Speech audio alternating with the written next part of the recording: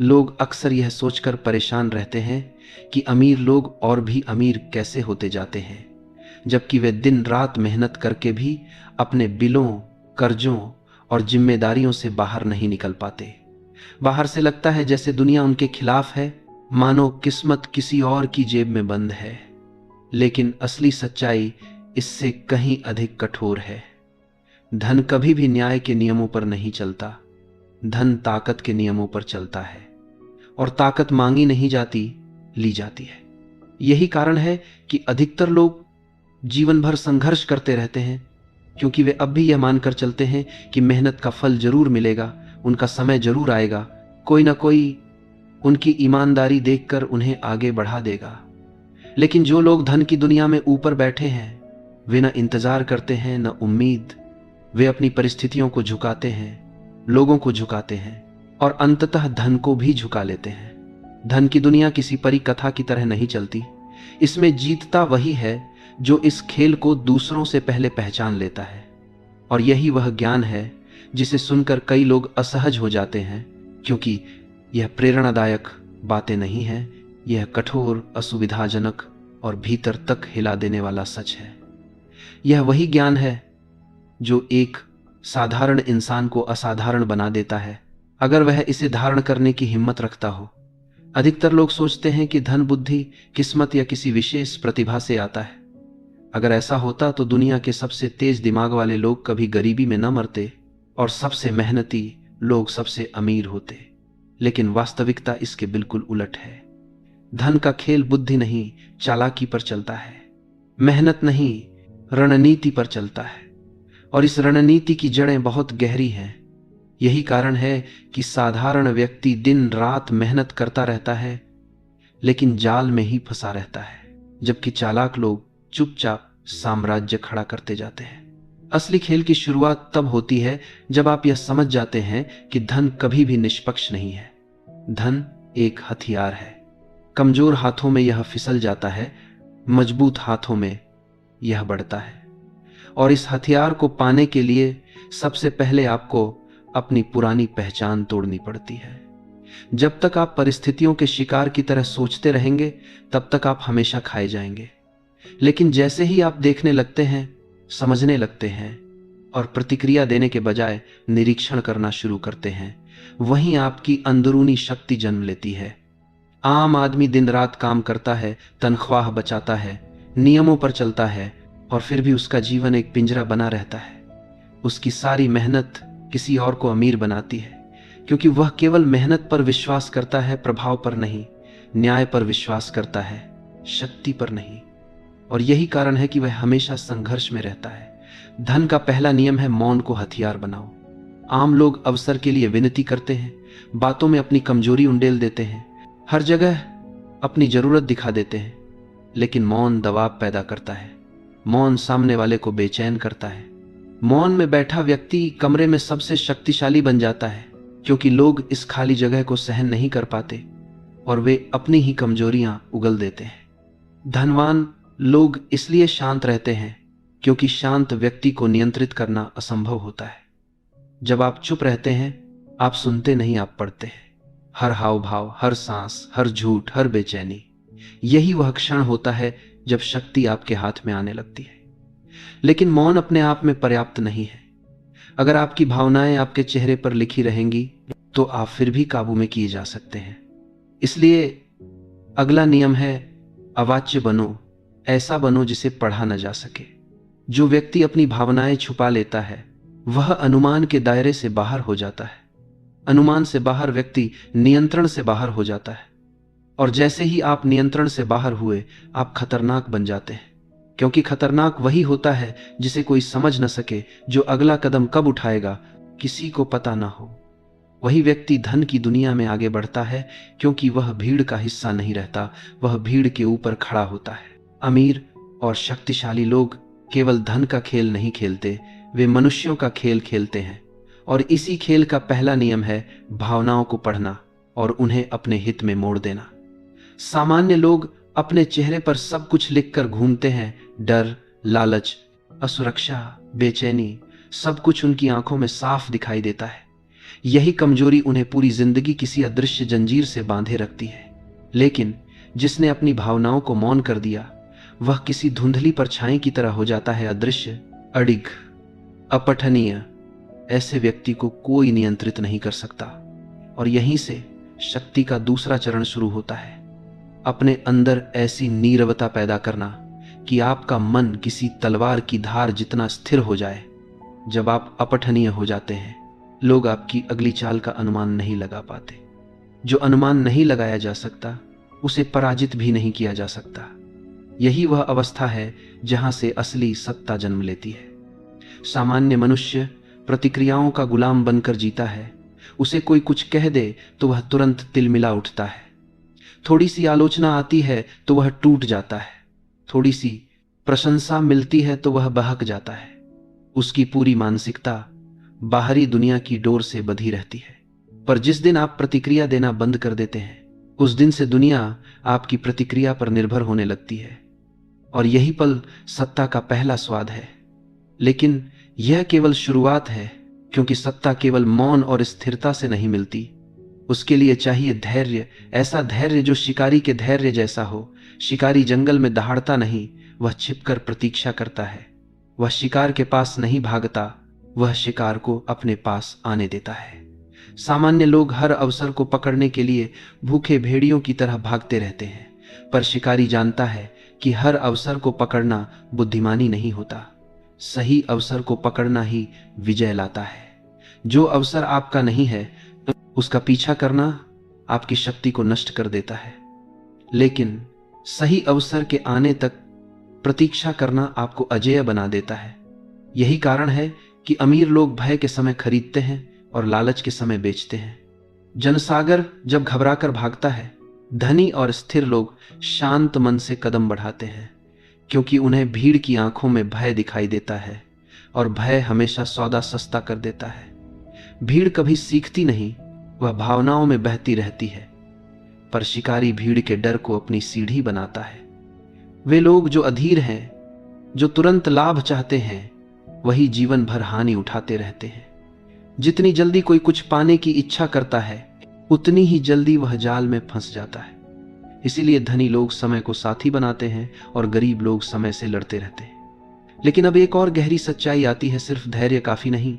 आपको अपनी स्थिति ऐसी बनानी होती है कि दूसरों के प्रयास बिना शोर किए आपकी ओर बहने लगे। इसे ही कहा जाता है प्रभाव का नियम। जब आप ऐसे स्थान पर खड़े हो जाते हैं जहां लोगों का श्रम, उनका समय, उनका संघर्ष बिना जाने आपकी शक्ति बढ़ाता है, तब आप साधारण मनुष्य से ऊपर उठ जाते हैं। लोग आपको नहीं देखते, वे बस अपना काम करते हैं और उनका हर काम आपकी शक्ति में इजाफा करता जाता है। और यह केवल तभी संभव है जब आप कथा का नियंत्रण अपने हाथ में लें। लोग वास्तविकता नहीं खरीदते, वे कथा खरीदते हैं। कथा ही वह धागा है जिससे समाज की आंखें बंधी होती हैं। जो कथा रचता है वह दिशा तय करता है, जो कथा सुनता है वह अनुसरण करता है। इसीलिए धनी और शक्तिशाली लोग वस्तु नहीं बेचते, वे अर्थ बेचते हैं, वे कहानी बेचते हैं। वे लोगों की इच्छाओं, डर और कमजोरियों को अपने लाभ में ढालते हैं। दूसरों को यह सब छल जैसा लगता है, पर यह दुनिया का सबसे पुराना नियम है। जो कथा पर नियंत्रण रखता है, वह धन पर नियंत्रण रखता है। यही कारण है कि धनी लोगों की बातें आदेश की तरह मानी जाती हैं, जबकि गरीबों की बातों पर हंसी आती है। यह दमन नहीं, मनोविज्ञान है। यदि आप कथा बनाना नहीं सीखते, तो कथा आपको बना देगी। और सबसे महत्वपूर्ण नियम आता है संयम। जितना कम आप दिखते हैं, उतना अधिक आपकी कीमत बढ़ती है। जितना कम आप बोलते हैं, उतना अधिक आपका हर शब्द प्रभाव डालता है। लोग रहस्य की ओर आकर्षित होते हैं। जो उपलब्ध होता है उसकी कीमत घट जाती है, जो दुर्लभ होता है उसकी कीमत आसमान छूने लगती है। सत्ता का मार्ग आत्मनियंत्रण से होकर जाता है। जब आप स्वयं को वश में कर लेते हैं, तब दुनिया आपके सामने सिर झुकाती है। यही वह रास्ता है जिस पर आप अभी कदम रख रहे हैं। भीड़ अभी भी शोर में उलझी है, पर आप शांति में शक्ति खोज रहे हैं। यही आपका वास्तविक परिवर्तन है। धन क्यों हमेशा उन लोगों की ओर बहता है जो चुप रहते हैं, स्थिर रहते हैं और दिखाई नहीं देते? ये समझने के लिए तुम्हें पहले यह समझना होगा कि संसार केवल परिश्रम पर नहीं चलता, यह मानव दुर्बलताओं पर चलता है। लोग भय से निर्णय लेते हैं, लालच से दौड़ते हैं, उत्तेजना में हारते हैं और भावनाओं में स्वयं को उजागर कर देते हैं। और इसी क्षण शक्तिशाली लोग उनकी ऊर्जा, उनका समय, उनका श्रम और उनका धन अपने पक्ष में मोड़ लेते हैं। यही कारण है कि जो व्यक्ति अपनी भावनाएं छिपा लेता है, जो अपनी चाहतों को अपने चेहरे पर नहीं आने देता, जो अपने अगले कदम का संकेत नहीं देता, वही खेल को नियंत्रित करता है। जब तुम दूसरों को यह नहीं बताओगे कि तुम क्या चाहते हो, तभी तुम वह प्राप्त कर पाओगे जो वास्तव में तुम्हारे लिए आवश्यक है। यही अगला सिद्धांत है, अदृश्यता। अदृश्यता का अर्थ यह नहीं कि तुम संसार से दूर हो जाओ। इसका अर्थ है कि तुम्हारी चालें, तुम्हारी इच्छाएं और तुम्हारे लक्ष्य किसी को दिखाई न दे। लोग वही रोकते हैं जिसे वे समझ लेते हैं, जिसे वे पहचान लेते हैं। यदि वे तुम्हारी योजना न समझ पाएं, तो वे तुम्हारे मार्ग में अवरोध भी नहीं डाल पाएंगे। जिस व्यक्ति पर कोई पढ़ नहीं सकता, कोई पकड़ नहीं सकता, उसके विरुद्ध कोई रणनीति नहीं बनाई जा सकती। ऐसा व्यक्ति भय पैदा नहीं करता, वह भ्रम पैदा करता है, और भ्रम सबसे बड़ी ढाल है। लेकिन अदृश्यता तभी काम करती है जब तुम्हारे भीतर धैर्य हो। साधारण लोग शीघ्रता में निर्णय लेते हैं, अवसरों को खो देते हैं और डर में गलतियां करते हैं। शक्तिशाली लोग प्रतीक्षा करना जानते हैं। वे देखते हैं, सुनते हैं और सही क्षण आने तक स्थिर रहते हैं। धैर्य कोई साधारण गुण नहीं है, यह एक हथियार है। जब बाकी लोग भय में भाग रहे हों, तुम स्थिर रहते हो। जब वे लालच में दौड़ रहे हों, तुम देखते रहते हो।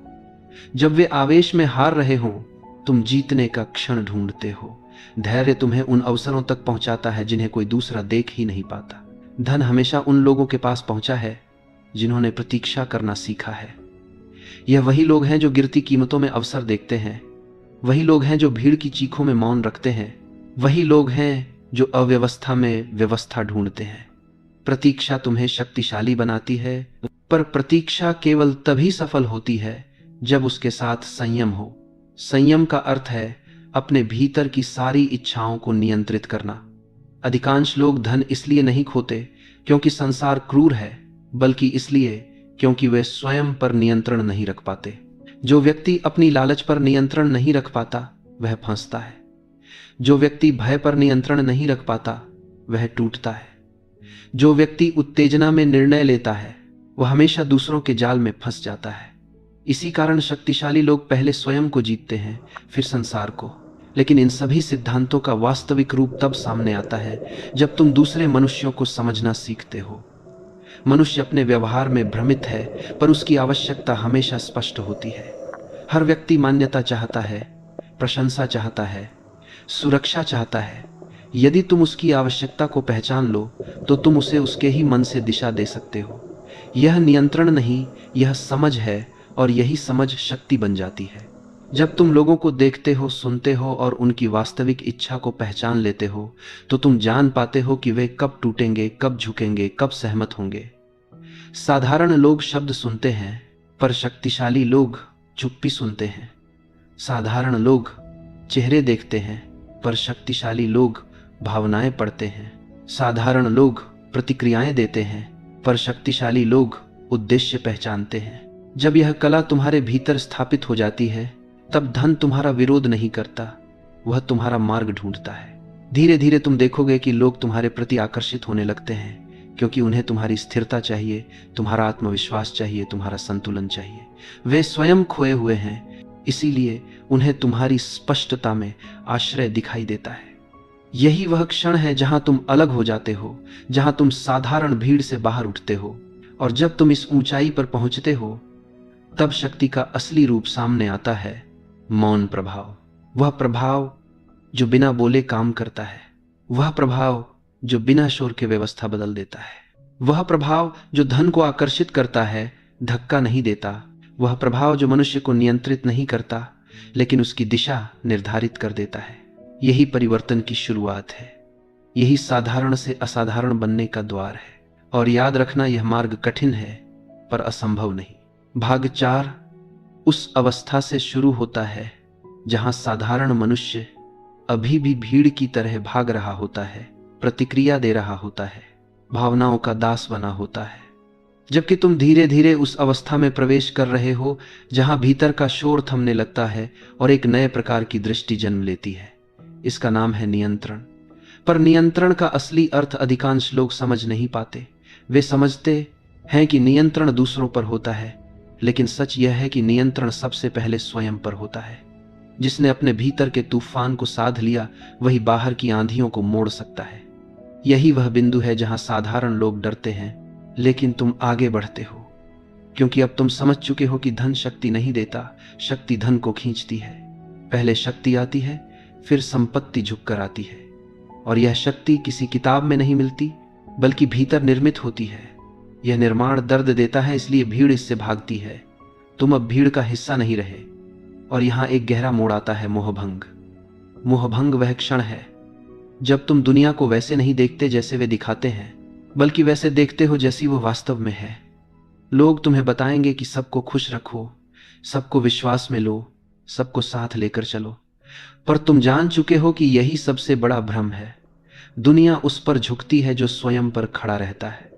लोग उस पर विश्वास करते हैं जिसे स्वयं पर विश्वास हो। लोग उसी का अनुसरण करते हैं जिसकी चाल अटल हो। तुम मोहभंग में प्रवेश कर चुके हो, और यह खतरनाक तथा पवित्र दोनों है। यही वह क्षण है जहां मनुष्य दो हिस्सों में बंटता है। पहला वह जो टूट जाता है, दूसरा वह जो बदल जाता है। तुम दूसरे प्रकार के मनुष्य बन रहे हो, और यही परिवर्तन तुम्हें पढ़ने लिखने से आगे ले जाकर अनुभव की आग में झोंकता है। मोहभंग के बाद अगला चरण है नियंत्रण। नियंत्रण का अर्थ है कि तुम अपने मन, अपनी प्रतिक्रियाओं, अपनी इच्छाओं और अपनी भय तरंगों को समझते हो और उन्हें निर्देशित करते हो। तुम्हारे भीतर अब वह पुरानी बेचैनी, वह पुरानी जल्दी, वह पुराना आवेग नहीं बचा। यही वह अवस्था है जहां तुम छोटे झगड़ों, छोटे संघर्षों और छोटी जीतों को छोड़ देते हो। तुम हर लड़ाई नहीं लड़ते, क्योंकि तुम समझते हो कि हर लड़ाई युद्ध नहीं होती। असली विजेता वही है जो चुनता है कि कब वार करना है। यही वह स्थान है जहां तुम चुप चलने की कला में पारंगत होते हो। पहले तुम बोलते थे, फिर सोचते थे। अब तुम देखते हो, समझते हो, फिर बोलने का निर्णय लेते हो। चुप्पी अब कमजोरी नहीं, हथियार बन जाती है। तुम्हारी चुप्पी दूसरे को असहज करती है, उनके मन को असंतुलित करती है। वे अनुमान लगाते हैं, वे कांपते हैं, क्योंकि उन्हें पता नहीं तुम क्या सोच रहे हो। यह तुम्हें अदृश्य शक्ति देता है, अनुमान शक्ति का रिक्त स्थान। यह खाली स्थान तुम्हारा कवच है। नियंत्रण का तीसरा स्तर है परछाइयों का साम्राज्य। जब तुम दिखाई नहीं देते, लेकिन तुम्हारा प्रभाव हर जगह पहुंचता है। जब तुम गहरी भीड़ में खड़े होकर भीड़ को निर्देशित करते हो, जब तुम छोटे कदमों से बड़े बदलाव कराते हो, जब तुम बोलते कम और करवाते अधिक हो, इसी को परछाइयों का साम्राज्य कहते हैं। यह साम्राज्य दिखावे से नहीं बनता, प्रभाव से बनता है। और प्रभाव शब्दों में नहीं, उपस्थिति में होता है। तुम्हारी चाल, तुम्हारी दृष्टि, तुम्हारी ऊर्जा, तुम्हारी स्थिरता, ये सब मिलकर तुम्हारे चारों ओर एक अदृश्य खिंचाव पैदा करती हैं। यह खिंचाव ही शक्ति है। जो लोग धन का पीछा करते हैं, वे धन के गुलाम बनते हैं। जो लोग शक्ति का निर्माण करते हैं, धन स्वयं उनका अनुसरण करता है। तुम अब दूसरी श्रेणी में प्रवेश कर रहे हो। इस यात्रा का सबसे कठोर सिद्धांत आता है स्वयं पर शासन। यदि तुम अपने क्रोध को, अपने भय को, अपनी इच्छाओं को और अपने लालच को नियंत्रित नहीं कर सकते, तो बाहरी सत्ता का हर प्रयास व्यर्थ है। जिस मनुष्य की प्रतिक्रियाएं उसके शत्रु के हाथ में हो, वह कभी विजेता नहीं बन सकता। पर तुम अब प्रतिक्रियाशील नहीं, पर्यवेक्षक बन रहे हो। तुम्हारे भीतर अब वह स्थिरता जन्म ले रही है जिसकी जड़ें गहरी और अडिग होती हैं। यही स्थिरता तुम्हें भीड़ से अलग और भविष्य से जोड़ती है।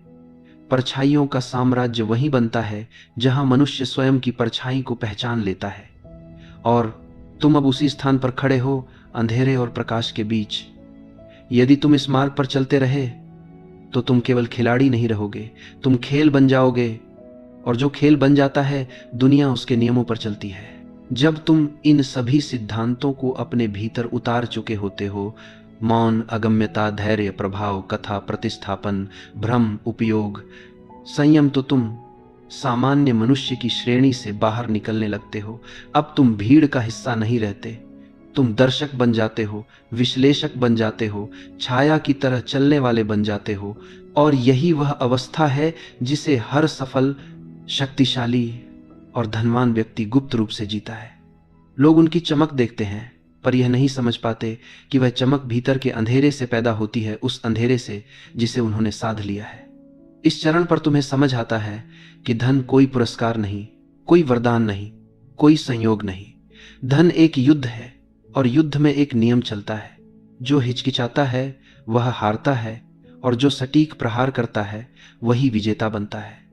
इस दुनिया में धन के लिए प्रतिस्पर्धा नहीं है, वध है। जो तेज है, जो शांत है, जो कठोर है, वह जीतता है। जो भावुक है, जो अनुमानित है, जो आसानी से भड़कता है, वह हारता है। यह कठोर है पर सत्य है। अब तुम जिस अवस्था में प्रवेश करते हो उसे मैं शिकारी का मन कहता हूं। यह वह मन है जो किसी के प्रभाव में नहीं आता, बस निरीक्षण करता है।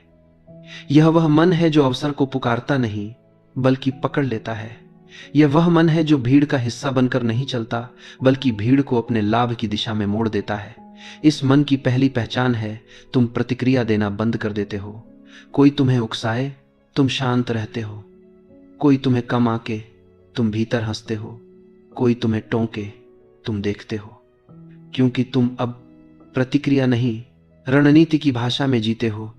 धीरे धीरे यह गुण तुम्हें अदृश्य बना देता है। लोग तुम्हें समझ नहीं पाते, तुम्हें पढ़ नहीं पाते, तुम्हारे इरादे नहीं समझ पाते। और जब कोई व्यक्ति पढ़ा नहीं जा सकता तो उसे रोका भी नहीं जा सकता। यही अगम्यता की शक्ति है। यही वह चुप्पी है जो सिंह को भयंकर बनाती है। जब शेर मौन होता है, जंगल कांपता है, और जब इंसान मौन होता है, दुनिया असहज हो जाती है। अब तुम्हारी चाल सामान्य नहीं रहती। तुम हर चीज को शक्ति के कोण से देखते हो। शब्द, भाव, संबंध, अवसर, असफलता, सफलता। तुम्हें समझ आता है कि हर व्यक्ति कुछ न कुछ देकर चलता है। कोई जानकारी देता है, कोई कमजोरी, कोई इच्छा, कोई भय, कोई जरूरत। और जो इन भावों को पढ़ना सीख लेता है वह खेल का मालिक बन जाता है। तुम हर बातचीत में देखोगे कि सामने वाला अपने आप को खोलता जा रहा है, और तुम बस एक धैर्यवान जासूस की तरह नोट करते जा रहे हो। यही श्रेष्ठ वार्ता कला है। धीरे धीरे तुम पाओगे कि लोग तुम्हें ज्यादा महत्व देने लगते हैं, तुम्हें समझदार, संतुलित, रहस्यमय देखने लगते हैं। पर असल शक्ति यह नहीं, बल्कि यह है कि तुम उन्हें अपने असर में लेते जा रहे हो। वे तुम्हारे मौन का अर्थ निकालने लगते हैं, तुम्हारे शब्दों को तोलने लगते हैं, तुम्हारी नजर को संकेत समझने लगते हैं। यह वही अवस्था है जहां प्रभाव बिना बोले पैदा होता है। और इसी समय तुम समझते हो कि धन का सबसे बड़ा नियम क्या है। धन मेहनत से नहीं, प्रभाव से बढ़ता है। मेहनत की एक सीमा होती है, प्रभाव की नहीं। मेहनत से तुम कमाते हो, प्रभाव से तुम बढ़ते हो। यही कारण है कि कुछ लोग 10 साल खटते रहते हैं और कुछ लोग एक निर्णय से सब बदल देते हैं। कड़ी मेहनत तुम्हें दिन में 10 घंटे आगे बढ़ाती है, लेकिन सही प्रभाव तुम्हें 10 साल आगे पहुंचा देता है। अब तुम अपनी आदतें बदलते हो। तुम बेवजह नहीं बोलते, बेवजह नहीं खर्च करते, बेवजह नहीं लड़ते, बेवजह नहीं टूटते। तुम अपनी शक्ति एकत्र करते हो। तुम अपने भीतर एक शांत, स्थिर, कठोर केंद्र बनाते हो, और यही केंद्र तुम्हें अजेय बनाता है।